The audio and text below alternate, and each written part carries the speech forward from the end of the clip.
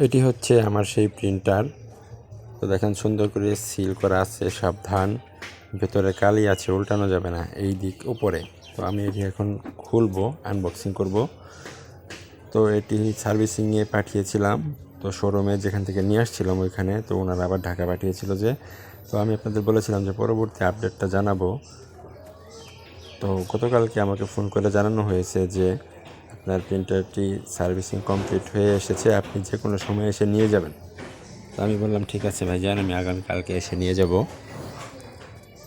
তো আমার প্রিন্টারটি ঢাকা থেকে সার্ভিস করিয়ে আনতে, মানে ওয়ারেন্টির ভেতরে আর কি, সার্ভিস করিয়ে আনতে সময় লেগেছে মাত্র 7 দিন। তো আমি যেদিন প্রিন্টারটি দিয়ে আসছি আর আজকে প্রিন্টারটি আমার হাতে, আজকে হচ্ছে 7 দিন। খুবই দ্রুত সময়ের মধ্যে কুরিয়ে নিয়ে আসতে পারছে। তো এই দুইটা হচ্ছে বের করলাম, দুইটা মোবাইল, এটা দোকানের জন্য কিনে নিয়ে আসছিলাম। তো ওখানে প্রিন্টার চেক করে প্যাকেট করার সময় পরে বললাম যে এই ফোন দুটোর ভেতরে একটু দিয়ে দেন। তো কটশেটগুলো আমি সুন্দরভাবে আবার রেখে দেবো, যাতে পরবর্তীতে কোনো সমস্যা হলে আবার এটা প্যাকেট করে নিয়ে যেতে পারি। তো এই হচ্ছে রিসিভ, শোরুমের রিসিভ এটি। তো সমস্যাও লিখে দিয়েছিল, রেড ব্লিঙ্কিং। প্রিন্টারটি এত দ্রুত সার্ভিস করিয়ে আনতে পারবো এটা আমি ভাবিনি। তো যাই হোক, অনেক দ্রুতই নিয়ে আসতে পেরেছি। তো সার্ভিস চার্জ বাবদ যে টাকাটা আমার লেগেছে, তো ওনারা বলেছিল একটি শোরুম বহন করবে আর একটি চার্জ আমাকে বহন করতে হবে।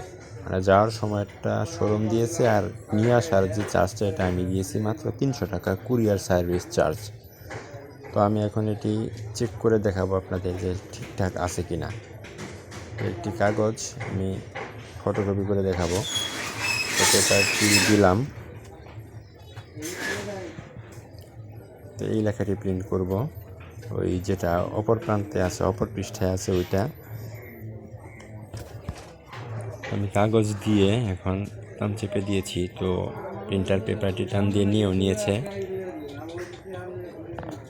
এই তো কাগজ বের হয়ে গেছে ফটোকপি হয়ে।